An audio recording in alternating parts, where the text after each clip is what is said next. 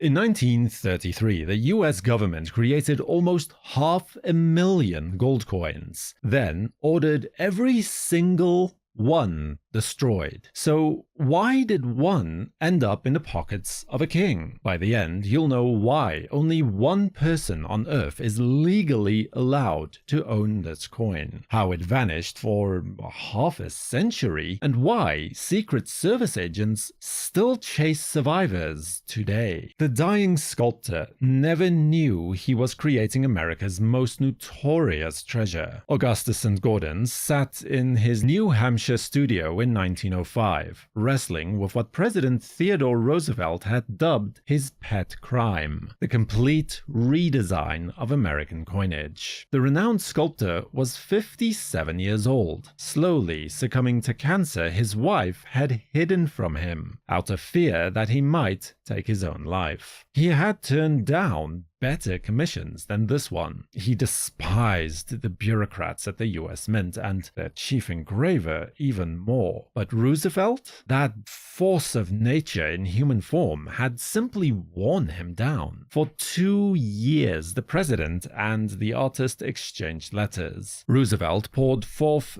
visions of coins rivaling those of ancient Greece. Saint-Gaudens, declining in health but rising in artistic ambition, created something extraordinary, a golden double eagle of such spectacular beauty that it would become both America's finest gold and its most forbidden fruit. On August the 3rd of 1907, Augustus Saint-Gaudens died, never seeing his masterpiece in final form. The design that emerged after battles with the mint, after compromises and adjustments, showed liberty striding forward in a flowing gown, torch raised, olive branches extended, the Capitol building behind her, with sunbursts radiating upwards. On the reverse, a majestic eagle soared across more solar rays. It was gorgeous. It was impractical for mass production. It was perfect. For 25 years, the $20 gold double eagle circulated in America, though circulated is a bit generous, as at a time when bread costs 12 cents, and you could see a double feature for a nickel. A $20 gold coin wasn't exactly pocket change either. But then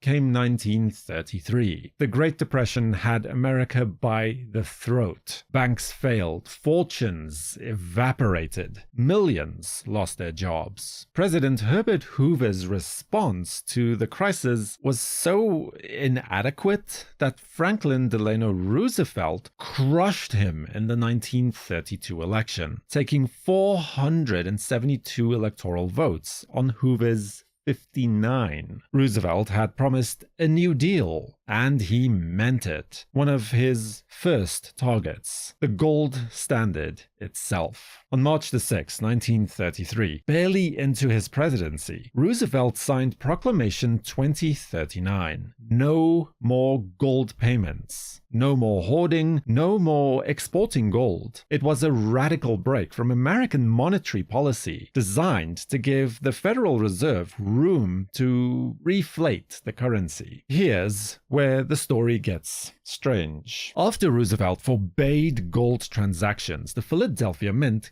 kept striking $20 gold coins. Between March the 15th and May the 19th, 1933, they produced 445,500 double eagles. Brand new, freshly minted, absolutely illegal to own. The mint tracked every single one with bureaucratic precision. 500 coins went to the cashier's vault upstairs for assay. The rest, 444,500 pieces, went to the working vault downstairs. 20 coins traveled to Washington for testing, and another 446 were reserved for the 1934 Assay Commission, where 9 coins would be destroyed in testing. On April the 5th, Roosevelt slammed the door shut. Executive Order 6102 made it illegal to hoard gold, bullion, or certificates. American citizens had to turn in their gold or face consequences. The era of gold money was over. The 1933 Double Eagles never received official authorization for release. They existed in a legal limbo, real coins carrying the nation's seal, but never monetized, never approved for circulation. Then, by June of 1933, mint officials had accounted for every coin. They sealed 445,000 pieces in Basement Vault F, witnessed by 4 officials who signed the ledger. The fate of these magnificent coins sealed too the melting pot. The Gold Reserve Act of 1934 condemned all Treasury gold coins to destruction. In August, Mint Director Nellie Taylor Ross gave the order, but first, she authorized sending 2 examples to the Smithsonian Institute for the National Collection. Between February and March of 1937, the Philadelphia Mint melted down 445,000 Double Eagles from Vault F. Then, in June, they destroyed the 469 coins that should have been in the cashier's vault. Should have been. In April of 1937, readers of the Numismatic scrapbook magazine saw something impossible: an advertisement offering 1933 Double Eagles for sale. The seller was Israel Swit, a Philadelphia jeweler with a shop at 1101 Chestnut Street. Swit was about to become the most controversial figure in American numismatics. The government remained blissfully unaware for 7 more years. During that time, Swit moved coins through a network of dealers and collectors that read like a who's who of American numismatics. James McAllister, a Philadelphia dealer who bought at least 5 specimens from Swit in early 1937, paying between $500 and $550 each. Astronomical prices for a modern coin, but these men understood rarity. The first coin McAllister bought on February 15, 1937, he flipped 2 days later to New York jeweler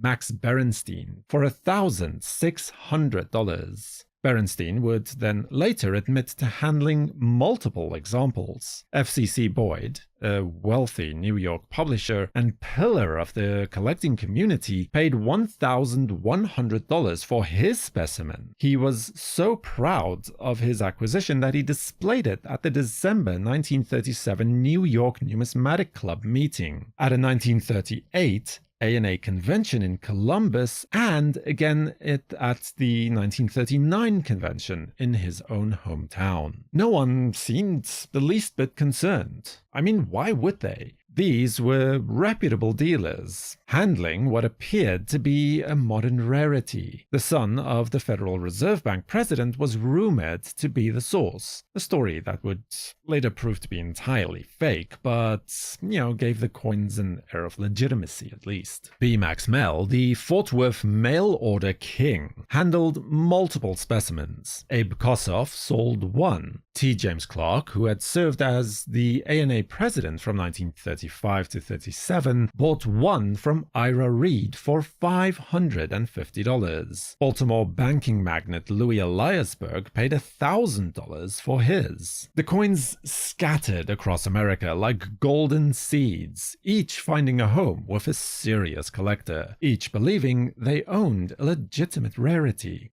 Then Stax announced they were auctioning 1. Colonel James W. Flanagan had assembled an impressive gold coin collection, and Stax was thrilled to offer it at auction on March the 23rd through to the 25th. 1944. The 1933 Double Eagle would be the crown jewel, the final lot of the sale. Stax didn't hide their enthusiasm either. They called it excessively rare in their catalog. Ernest A. Kerr, the coin and stamp columnist from the New York Herald Tribune, saw the catalog and had some questions. He contacted the Treasury Department. What exactly was this coin? How rare was it? really. Treasury officials began an internal review. What they discovered horrified them. No 1933 Double Eagles had ever been authorized for release. Not a one. Every specimen in existence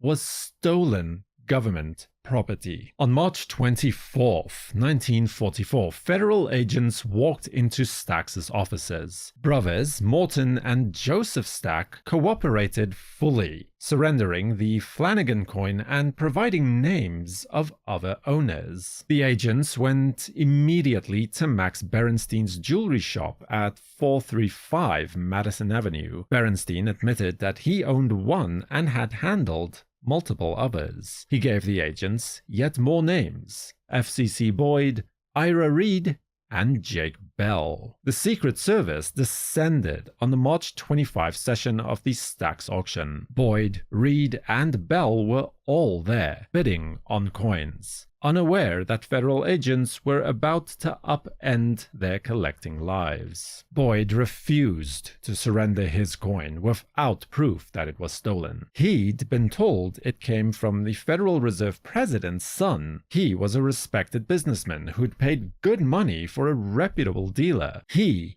was not a thief. The others were more compliant, if no less shocked. Over the following weeks, the investigation widened. Every lead produced yet more names: Charles Williams in Cincinnati, James A. Stack in New York, no relation to the auction house for that matter, L.G. Barnard in Memphis, and so on. The trail always led back to Israel Swett. But who had given the coins to Swett? George McCann was the U.S. Mint's cashier, the official responsible for tracking and securing every coin in the facility. He had access to the cashier's vault. He had been present when Vault F was sealed. He had personally shipped 2 1933 Eagles to the Smithsonian. He was also, investigators discovered, already serving time for stealing from the Mint. Secret Service agents examined McCann's financial records and found large, unexplained deposits in 1936. Deposits that matched payments made by Edward Silver, Israel Swett's brother-in-law and current business partner. The government believed they had their man, but the statute of limitations had already expired. McCann, Swett, and their collaborators would never face any repercussions. But the coins... Now, the coins were stolen property, subject to immediate confiscation. Between 1944 and 1952, the government seized 9 1933 Double Eagles from collectors. Louis Eliasberg voluntarily surrendered his in 1952, sending it to the Mint with a polite letter asking if it might possibly be returned. The bureaucracy never even responded. In August of 1956, all of these coins met the same fate as their 445,000 siblings, the melting pot, but one coin had escaped.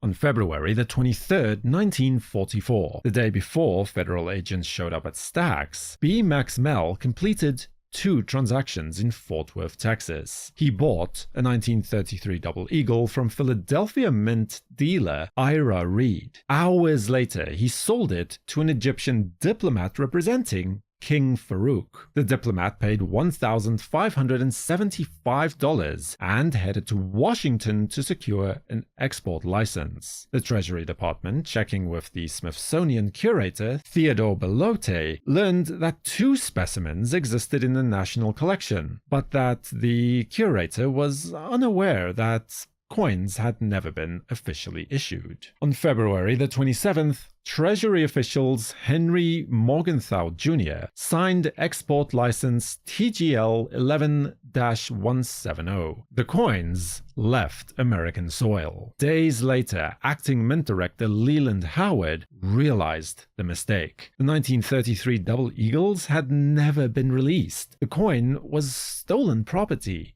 The State Department asked for it back, and Egypt said no. King Farouk's coin disappeared into his massive collection. In 1952, a military coup deposed the monarch. His collection was consigned to Sotheby's for a 1954 auction in Cairo. The 1933 Double Eagle appeared in a catalogue as a part of a 17-piece lot of Saint-Gaudens gold. Then, just before the sale, it was mysteriously withdrawn. Numismatist John J. Pittman had allegedly informed the auction house of its illicit nature. For 41 years, the Farouk coin vanished.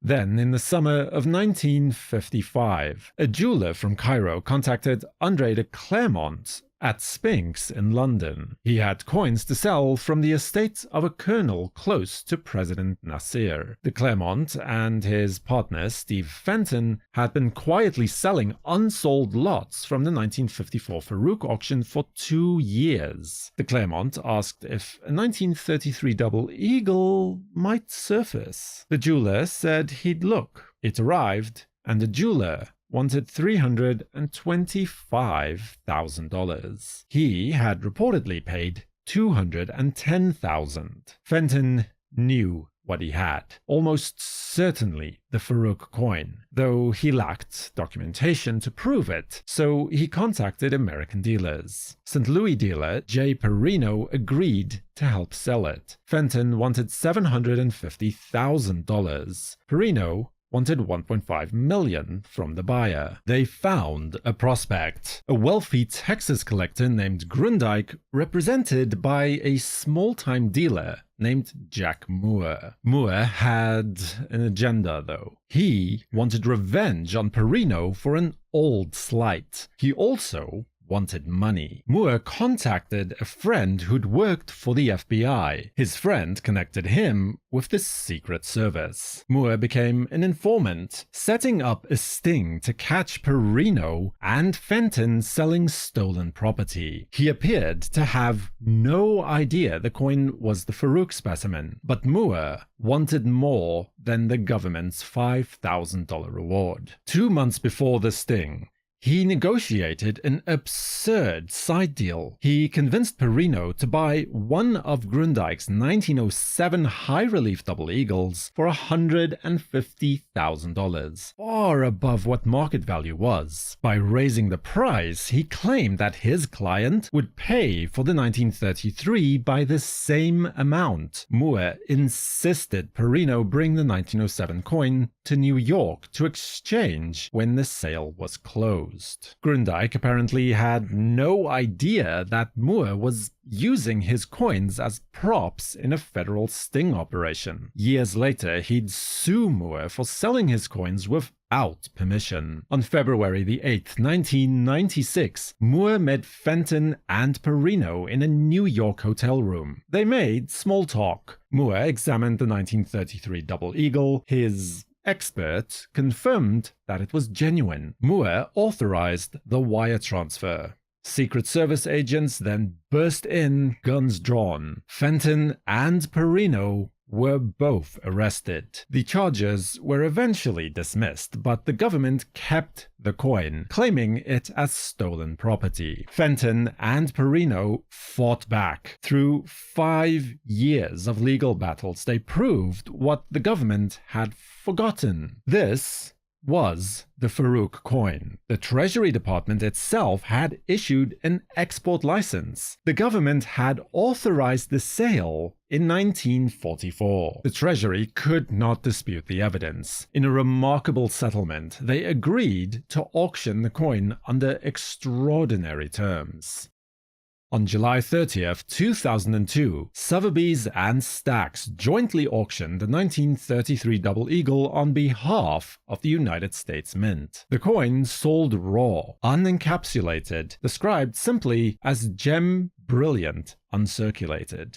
More than 500 spectators watched. The bidding lasted less than 9 minutes. The final price? $7,590,020. The strange number had a purpose. That extra $20 was the exact amount required to monetize the coin. Mint director Henrietta Holtzman IV signed a certificate of monetization, the first time such a document had ever been created, turning the object into legal tender. The proceeds were split 50-50. Half to Steve Fenton, the other half to US Mint's Public Enterprise Fund. The buyer's identity remained secret for 19 years. Then, in June of 2021, fashion shoe designer Stuart Weitzman revealed that he had been the purchaser. At a Sotheby's auction in that same year, he sold it again for $18.9 million. It remains the only 1933 Double Eagle legally owned by a private citizen. In August 2004, attorney Barry Burke contacted the US Mint with startling news. His clients had 10 1933 Double Eagles in their possession. Their clients were Joan Langboard and her son Roy, the daughter and grandson of Israel Swit. Burke had successfully negotiated the Farouk coin settlement for Steve Fenton. The Langboards had hoped for a similar treatment with their hoard. On September 21, 2004, Burke met Mint representatives at the family's Philadelphia bank. Inside the safe deposit box were 10 1933 Double Eagles, each in an envelope that appeared to come from the Mint. The next day, Burke handed them over. He believed it was provisional, pending authorization and negotiation. The Mint believed the family had surrendered stolen property. The coins were then authenticated. Dye diagnostics confirmed that it matched both the Farouk specimen and the two Smithsonian specimens, all struck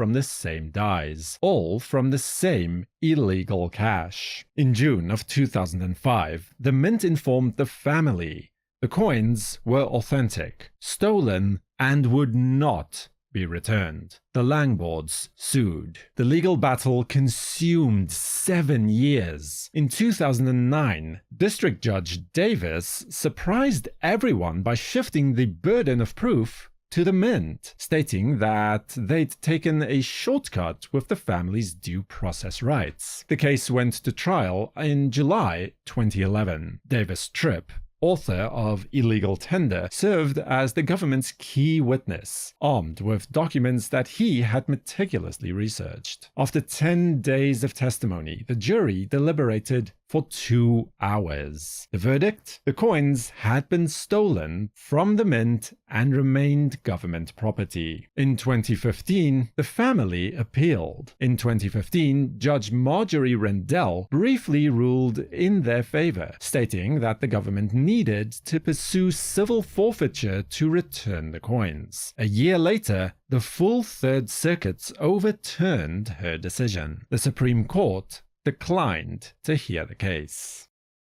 Unlike the coins seized in the 1940s and 50s, these 10 would not be melted. The Mint designated them as heritage assets, worthy of preservation. In 2017, an anonymous collector surrendered another 1933 Double Eagle to the Secret Service. Rumors suggest that the specimen photographed on a Kodak film in 1980 allegedly sold by a California dealer to Texas oilman Jeff Browning, then spirited away after Browning's death. Mint Counsel believes up to 5 specimens may still exist in secret collections, based on testimony from James McAllister that Swit claimed to have smuggled out 25 coins, not 20. Stories do circulate. Walter Breen once claimed that a collector threw one into the ocean in the 50s in order to avoid seizure. It's almost certainly fiction, knowing Breen, but